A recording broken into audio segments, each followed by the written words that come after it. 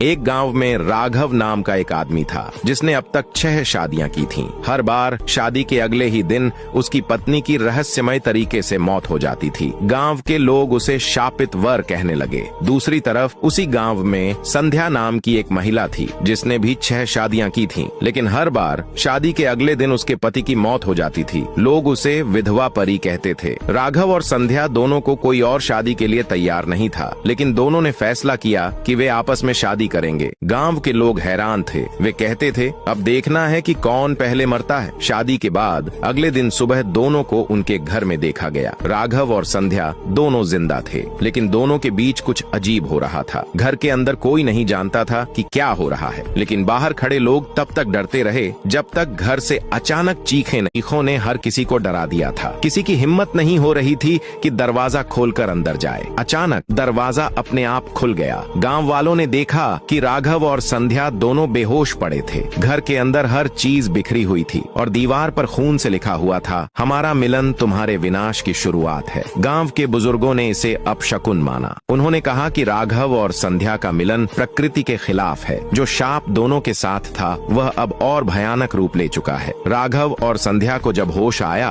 तो दोनों ने एक दूसरे की ओर देखा। उनके चेहरे पर डर साफ झलक रहा था। राघव ने कांपती आवाज में कहा, रात को मैंने तुम्हें सोते हुए देखा था, लेकिन मुझे लगा कोई और भी हमारे बीच था। संध्या ने भी कहा, हाँ, मुझे भी ऐसा ही महसूस हुआ, कोई